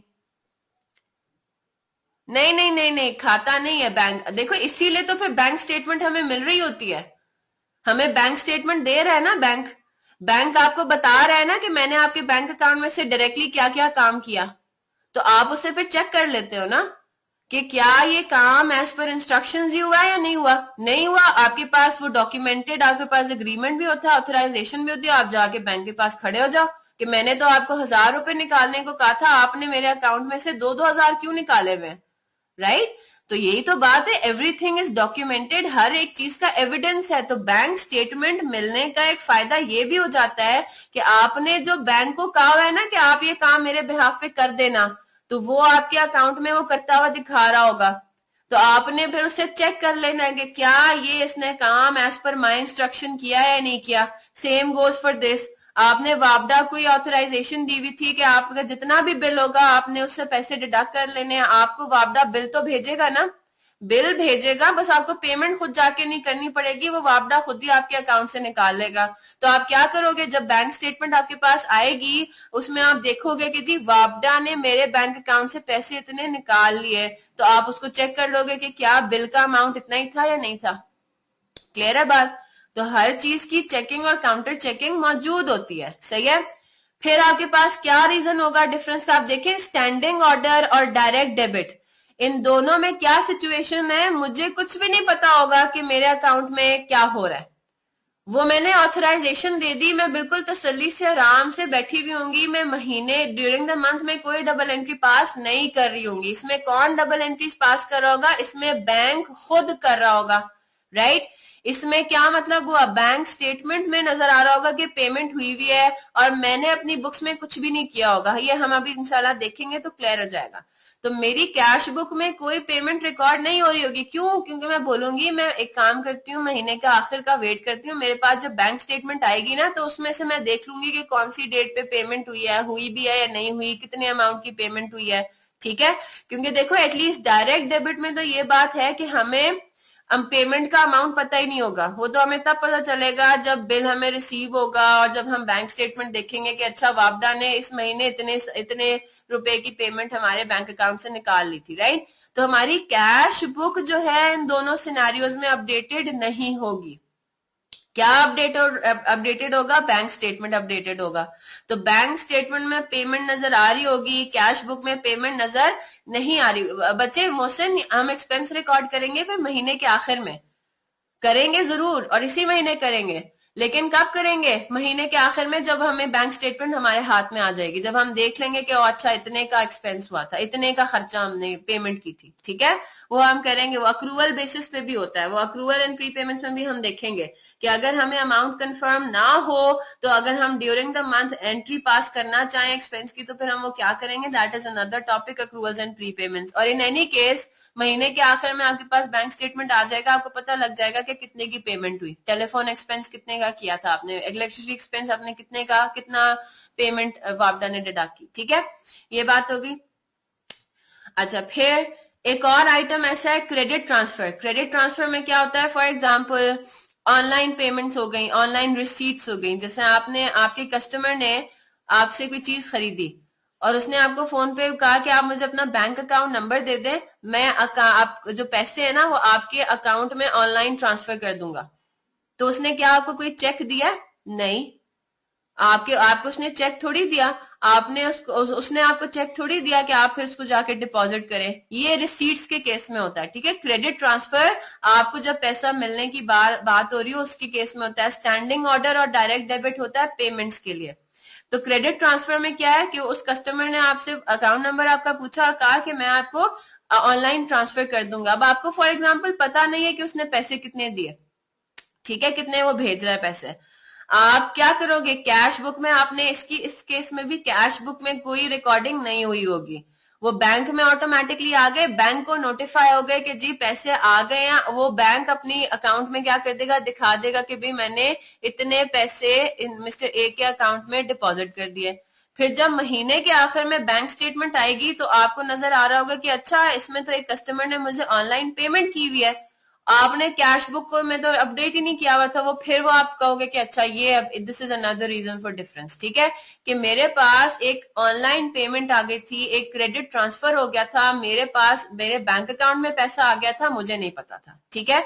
तो मैंने कैश बुक को अपडेट नहीं किया हुआ था लेकिन बैंक स्टेटमेंट मेरी अपडेटेड थी, बैंक स्टेटमेंट में वो पैसे नजर आ रहे थे। क्लियर है बात? तो इस वजह से डिफरेंस आ गया। फिर आपके पास क्या होता है? Bank charges. अब बैंक आपको क्या दे रहा होता है? सर्विसेज दे रहा होता है। तो बैंक का एक कमाई का एक और जरिया भी क्या होता है? Bank charges. अब आपने अकाउंट खुलवाया हुआ है, चेक बुक उसने आपको इशू की हुई है, वो आपको मुख्तलिफ सर्विसेज प्रोवाइड कर रहा है, मैसेजेस की सर्विसेज प्रोवाइड कर रहा है, आपको फौरन से इंडिकेशन आ जाती है ट्रांजैक्शन आपने ये की, क्रेडिट कार्ड आपने उसने आपको इशू किया हुआ है, ठीक है। तो बैंक आपको बहुत सारी सर्विसेज भी देता है। अब उन सर्विसेज के, इवन अकाउंट खुलवाने की एक सर्विस होती है कि भैया आप अब हमारा स्पेस यूटिलाइज कर रहे हो, आप हमारे कस्टमर बन रहे हो तो उसके पैसे भी तो दो ना। आप हमारी सर्विसेज यूज कर रहे हो, आप हमारी बिल्डिंग को यूज कर रहे हो, हमारे सेफ को यूज कर रहे हो, तो आपने इसके पैसे भी देने हैं कि आप अपना पैसा हमारे पास रखवा रहे हो। सिक्योरिटी की बात होती है और वो सारा किस्सा होता है, तो आप पैसे भी दो उसके। तो बैंक क्या करता है? हर महीने आपके अकाउंट में से ऑटोमेटिकली पैसे डिडक्ट कर देता है बैंक चार्जेस के, वो पेमेंट दिखा देता है, विड्रॉ कर लेता है, ठीक है, आपके अकाउंट में से ऑटोमेटिकली। आपको ये बात कब पता चलती है? आपको नहीं पता कि कितने बैंक चार्जेस बनते हैं इस साल, इस महीने के। आपको ये बात कब पता चलती है? जब आपके हाथ में बैंक स्टेटमेंट आता है, आप देखते हो अच्छा इसमें तो एक बैंक चार्जेस की भी फिगर आ रही है, मैंने तो कैश बुक में कोई बैंक चार्जेस की फिगर नहीं लिखी क्योंकि मुझे पता ही नहीं था, ठीक है। तो होता ये है, इवन अगर आपको आइडिया भी हो ना कि ऐसी सिचुएशंस हुई है इस महीने में, हमने स्टैंडिंग ऑर्डर की इंस्ट्रक्शन दी हुई थी, कोई ना कोई पेमेंट हुई होगी, डायरेक्ट डेबिट की कोई ना कोई पेमेंट की हुई होगी, क्रेडिट ट्रांसफर हमें पता है कि कस्टमर ने हमें ट्रांसफर किया है, हमें पता है कि हर महीने बैंक चार्जेस डिडक्ट होंगे, लेकिन ये जो 4 चीजें हैं ना, ये आप वॉलंटरली पर्पसफुली कैश बुक में रिकॉर्ड करते ही नहीं हो जब आप ड्यूरिंग द मंथ बना रहे होते हो। क्यों नहीं करते हो? आप ये कहते हैं कि जब महीने के आखिर में बैंक स्टेटमेंट हमारे सामने आएगी ना, जब हमें ये चीजें कंफर्म हो जाएंगी, हमें नजर आ रही होंगी बैंक स्टेटमेंट में, तो तब जाके हम इसकी डबल एंट्री पास करेंगे महीने के आखिरी दिन। बात समझ आ रही है? So for these 4 items what you do is, even if you know कि ये एग्जिस्ट करती हैं, ये काम हुए होंगे, आप पर्पसफुली इन चीजों को ड्यूरिंग द मंथ रिकॉर्ड नहीं करते। आप कब इन सारी चीजों को रिकॉर्ड करते हो? महीने के आखिरी दिन, जब बैंक स्टेटमेंट आपके सामने आई हुई होगी और ये बात कंफर्म हो जाएगी कि हाँ ये आइटम्स हुए थे और ये अमाउंट्स थी। बात क्लियर है? ठीक है जी। मोहसिन, जवाद, जुलेखा, क्लियर हो गई बात? मोहसिन आपको भी क्लियर है?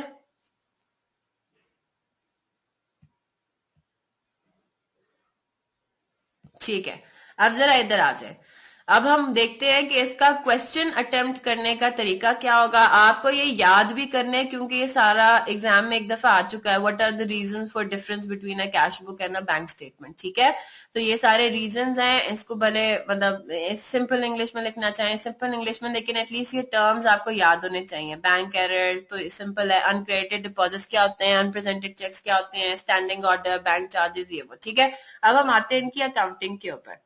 अब देखो क्या हुआ, आपने ये हाईलाइट कर लिया कि आपका closing balance as per your books and closing balance as per bank की बुक्स ये डिफरेंट है।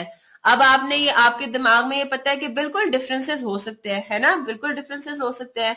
हो सकता है किसी सिनेरियो में हमारा बैंक अपडेटेड ना हो, किस सिनेरियो में हमें ना पता हो किसी चीज का। अब हम क्या करेंगे, अब हम एक एक करके हर ट्रांजैक्शन को कंपेयर करेंगे दोनों जगह पे। ठीक है, बैलेंस ब्रॉट डाउन, बिल्कुल ठीक है, आपने इसको कर दिया हाईलाइट, टिक कर दिया। आपके पास तो हार्ड में होता है तो आपके लिए आसानी ही होती है कि आपके पास जो चीजें दोनों जगह पे सेम हो ना, आप उनको टिक करते रहो। ठीक है, अच्छा फिर हम आते हैं, पहले हम डेबिट साइड पे सारी फिगर्स को देखते हैं। ठीक है, ये बात तो हमें अब क्लियर हो गई कि जो चीज हमारी बुक्स में डेबिट होती है वो बैंक की बुक्स में क्या होगी, ऑपोजिट होगी, क्रेडिट होगी, है ना। ये देखें यहाँ पे कॉलम्स में क्या लिखा हुआ है, डिपॉजिट्स और विड्रॉल्स नहीं लिखे हुए, डेबिट और क्रेडिट लिखा हुआ है। तो ये बात तो आपको क्लियर हो जाना चाहिए कि अगर आप अपने बैंक में पैसा भेज रहे हो, इसका क्या मतलब है, बैंक ये कहेगा कि हमारी लायबिलिटी इंक्रीज कर रही है, क्योंकि जो पार्टी है, जो हमारा कस्टमर है, जिसने हमारे पास अकाउंट खुलवाया हुआ है, वो उस बैंक में और पैसे डलवा रहा है। ठीक है, तो अब क्या हो रहा है, डिपॉजिट्स के केस में हम दिखा रहे हैं कि हमने बैंक में पैसे डलवाए, और डिपॉजिट्स के केस में बैंक क्या करेगा, उनको कर देगा क्रेडिट। ठीक है, बैंक ये करेगा डिपॉजिट्स की वजह से हमारी लायबिलिटी इंक्रीज कर रही है, अब हमारे पास सामने वाली पार्टी का ज्यादा पैसा पड़ा हुआ है। बात समझ आ रही है? तो वो जाहिर सी बात है बैंक की लायबिलिटी बढ़ेगी। अगर हम कर रहे हैं कोई पेमेंट तो बैंक की लायबिलिटी क्या हो रही है, बैंक का बैलेंस कम हो रहा है ना, क्योंकि उसमें से कैश निकल रहा है, तो बैंक का लायबिलिटी भी उससे क्या हो रही है, कम हो रही है। लायबिलिटी उस सेंस में यहाँ पे डेबिट होगी, तो हम क्रेडिट करेंगे, बैंक डेबिट करेगा। बात समझ आ रही है? ठीक है, इसीलिए डिपॉजिट्स के लिए हमने क्या टर्म इस्तेमाल किया है, अनक्रेडिटेड डिपॉजिट्स। डिपॉजिट से क्या होता है, डिपॉजिट करवाने से क्या होता है, बैंक की लायबिलिटी बढ़ती है, बैंक को क्या करना है, अपनी बुक्स में क्रेडिट करना होता है अकाउंट को। तो अगर उसने कोई ऐसा हमने डिपॉजिट किया था, उसके लिए अभी बैंक ने क्रेडिट नहीं किया, बैंक का बैलेंस नहीं बढ़ाया, यानी कि लायबिलिटी अपनी नहीं बढ़ाई, तो इसलिए हम कहते हैं कि ये वो अनक्रेडिटेड डिपॉजिट्स हैं। ठीक है, इस तरह की बातें इंशाल्लाह क्लियर होती रहेंगी, आप टेंशन ना लें। अभी आपने क्या करना है, रिसीट्स के कॉलम के लिए आपने पिक करना है क्रेडिट कॉलम को, और इसमें आपने ये फिगर्स ढूंढनी है। ठीक है, 2200 की अमाउंट आपको एक नजर आ रही है यहाँ पे, आप इसको ढूंढें क्रेडिट कॉलम में 2200 और ये आपको नजर भी आ रहा है। और आप एक दफा पर्टिकुलर्स भी चेक कर लें, जरूरी नहीं है कि पर्टिकुलर्स में सारी डिस्क्रिप्शन हो, ठीक है। तो फिगर से ही हम बेसिकली मैचिंग करते हैं। तो पर्टिकुलर्स में भी आपको राजा कामरान का नाम नजर आ रहा है और यहाँ पे भी आपको राजा कामरान का नाम नजर आ रहा है। आप इसको टिक कर देंगे कि ये दोनों, ये ट्रांजैक्शन ऐसी थी, ये डिपॉजिट ऐसा था जो कि दोनों ने रिकॉर्ड किया हुआ है, ठीक है। फिर बारी आती है 1500 रुपए की, 1500 आपको यहाँ भी नजर आ रहा है, आप इसको भी टिक कर देंगे कि ये भी रीजन फॉर डिफरेंस नहीं हो सकता। क्यों? क्योंकि ये ट्रांजैक्शन दोनों ने रिकॉर्ड की हुई है। राव नादिर 3400, अब आप देखो क्रेडिट कॉलम में 3400 नजर नहीं आ रहा। अब आपने करना क्या है, अब आपने इसके ऊपर कोई सिंबल बना देना है, स्टार बना दें या सर्कल कर दें इसको, ठीक है। एक कोई सिंबल अपना फिक्स करते हैं, इसको कर लेते हैं। चले, अब यहाँ पे मैं ड्रॉ नहीं कर सकती, वरना अगर मैं कर सकती होती तो मैं इसको क्या कर देती, सर्कल कर देती कि ये एक फिगर है जो कि कैश बुक में नजर आ रही है लेकिन बैंक स्टेटमेंट में नजर नहीं आ रही। यहां तक क्लियर है? मैं बस इसको ये काम करती हूँ कि मैं इसको हाईलाइट अब नहीं करती, ठीक है। हाईलाइट से मुराद ये कि टिक हो गया, सही, तो मैंने इसको टिक नहीं किया। क्लियर होगी बात? 3400 को लेकिन आपने हार्ड में क्या करना है, खाली नहीं छोड़ना, आप इसको सर्कल कर दिया करें, ठीक है। सर्कल कर दिया करें ताकि वो स्टैंड आउट करे कि ये एक इश्यू है आपका, सही है। ये मैं इसको अभी यहाँ पे हाईलाइट नहीं कर रही। फिर आपके पास दूसरा अमाउंट आ रहा है 2600 हम क्रेडिट कॉलम में देखते हैं तो हमें रहीम का 2600 भी नजर आ रहा है, इसको भी हमने क्या कर दिया, टिक कर दिया। फिर आपके पास क्या है, 100 रुपीज आपने क्रेडिट कॉलम में देखे, आपको नहीं नजर आ रहे, है ना। फिर आपने 350 को चेक किया, 350 भी आपको नजर नहीं आ रहा और आपका डेबिट कॉलम सारा हो गया कंप्लीट, ठीक है। पहले हमने क्या पिक किया, पहले हम ये ढूंढ रहे हैं जो कैश बुक की फिगर्स हैं वो क्या बैंक स्टेटमेंट में नजर आ रही है, नहीं आ रही। तो डेबिट कॉलम तो हमारा कंप्लीट हो गया, जिसमें से 3400, 100 और 350 हमें क्रेडिट कॉलम में नजर नहीं आए थे बैंक स्टेटमेंट के। अब आपने यही वाला काम करना है किसमें, कैश बुक की पेमेंट साइड पे। पेमेंट साइड पे आपको, क्रेडिट साइड पे आपको नजर आ रहा है, ये फिगर्स आपने ट्रेस करनी है कौन से कॉलम में, डेबिट कॉलम में, ठीक है। तो पहला आपके पास 700 की फिगर है, 700 आपको डेबिट कॉलम में भी नजर आ रहा है, इसको आपने टिक कर दिया। फिर आपके पास है सुलेमान 3300 आपको डेबिट कॉलम में नजर आ रहा है, इसको भी आपने टिक कर दिया कि ये भी ट्रांजैक्शन दोनों ने रिकॉर्ड किया है। फिर आपके पास क्या आ रही है, 2800 की सैलरी आ रही है, ये भी आपको फिगर नजर आ रही है, ये भी आपने टिक कर दी, ठीक है। फिर आप आए सलीम 1700, ये भी आपको दोनों जगह पे नजर आ रहा है, इसको भी आपने कर दिया टिक।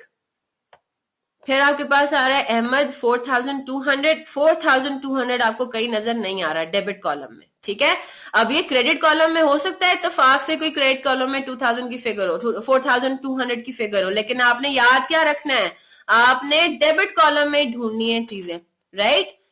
फिगर्स हो सकता है सिमिलर हो लेकिन वो डिफरेंट कॉलम में हो तो वो उसको आपने इग्नोर कर देना, आपने कहना ये सही सेम ट्रांजैक्शन फिर रिप्रेजेंट नहीं कर रहा, ठीक है। सना का 2000 ये भी आपको नजर नहीं आ रहा, इसको भी आपने टिक नहीं किया। सर्वर का 1100 इसको भी आपने टिक नहीं किया। कमीशन 100 रुपए कमीशन आपको नजर आ रहा है, इसको आपने यहाँ पे टिक कर दिया। और आखिरी आइटम आपका कैरेट डाउन है, कैरेट डाउन तो वैसे ही आपका मैच नहीं कर रहा, ठीक है। तो चले अब अपनी पोजीशन ये देखते हैं। पोजीशन ये हम देख रहे हैं कि कैश बुक में 1 2 3 4 5 6 जो हाईलाइट नहीं हुए हुए ये 6 item other than carried down तो वैसे ही हमारा मैच नहीं कर रहा ना, इसको इसी को तो हमने ठीक करना है, right. Other than carried down ये 6 आइटम्स थे हमारे जो कि हमारे बैंक स्टेटमेंट में मौजूद नहीं थे। यही बात हुई ना कि वो कैश बुक में थे, बैंक स्टेटमेंट में नहीं थे। ये बात सब फॉलो कर रहे हैं कि कैश बुक में नजर आ रहे हैं, बैंक स्टेटमेंट में नहीं थे, ठीक है। अब हम नीचे आते हैं, अब हम नोट करते हैं बैंक स्टेटमेंट में भी ये 3 फिगर्स हैं जो कि टिक नहीं हुई थी, रह गई थी ये। अब हम जब बैंक स्टेटमेंट में देखते हैं तो ये 3 फिगर्स कौन सी हैं, ये 3 फिगर्स वो हैं जो कि बैंक स्टेटमेंट में मौजूद थी और कैश बुक में नहीं थी, वाइसी वर्सा, ठीक है, तो ये 6 आइटम्स कैश बुक में थे, बैंक स्टेटमेंट में नहीं थे। ये 3 आइटम्स बैंक स्टेटमेंट में नजर आ रही हैं और कैश बुक में नहीं है। तो इसका मतलब ये हुआ हमने हाईलाइट कर लिया कि the difference between cash book and bank statement are these 9 items, 3 यहाँ पे और 6 यहाँ पे, अदर देन कैरेट डाउन। यहां तक सबको क्लियर है? चले, अब आपने करना क्या है, अब आपने करना ये है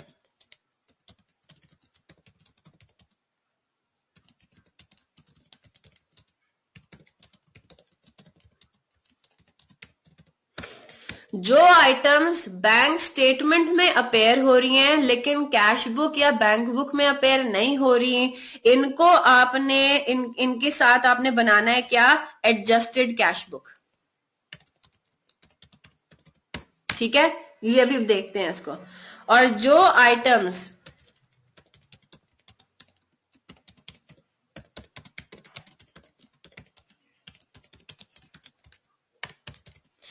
आइटम्स कैश बुक में आ रहे हैं लेकिन बैंक स्टेटमेंट में नहीं आ रहे, इनके लिए आप बनाएंगे बैंक रिकंसिलिएशन स्टेटमेंट। ठीक है, इसको जल्दी से नोट कर ले।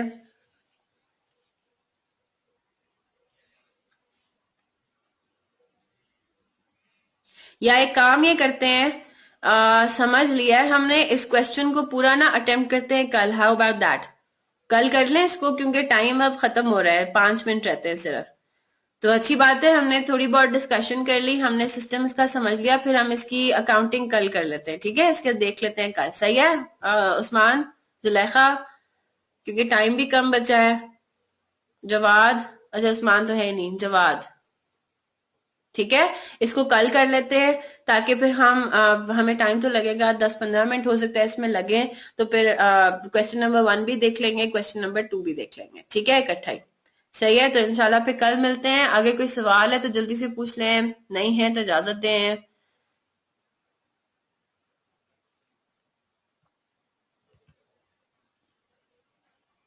चले, ठीक है, सही है, चले सही है, इंशाल्लाह फिर कल मिलते हैं। Have a very nice day, अल्लाह हाफिज।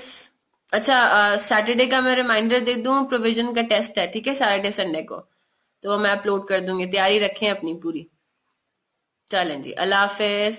कल इंशाल्लाह, हाँ Zulekha thank you for reminding, कल इंशाल्लाह 8 बजे क्लास है आपकी। 8 बजे किसी का कोई क्लास तो नहीं है?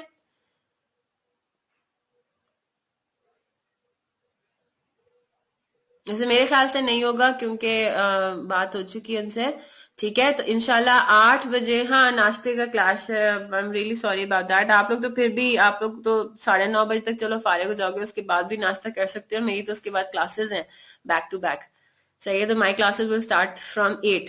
सो मैं अगर इतनी वो कर रही हूँ, सैक्रिफाइस कर रही हूँ नाश्ते का, तो आप भी तो कर सकते हैं ना, है ना? चले ठीक है, इंशाल्लाह फिर कल मिलते हैं सुबह 8 बजे। 8 से 8:10 भी अगर हो जाए ना तो नाराज मत होइएगा, क्योंकि मैं कल इंशाल्लाह पैक पहुंच के फिर मैं क्लास लूंगी, घर से नहीं लूंगी। ठीक है, तो आई माइट रीच एट 8:15, आप चेक कर लीजिएगा। ठीक है, चले, क्योंकि मेरी फिर बैक टू बैक क्लासेस है, बीच में मेरा ब्रेक नहीं इतना आएगा। मैं फिर ट्रैवलिंग का मैं डिस्टेंस नहीं, ट्रैवलिंग का टाइम मेरे पास नहीं होगा अभी। तो ये कि फिर मैं फौरन से निकल जाती हूँ, तो I reach in time for my next class. ठीक है, सही है जी। चले इंशाल्लाह फिर कल मिलते हैं सुबह 8, 8:15 बजे। Have a very nice day, अल्लाह हाफिज।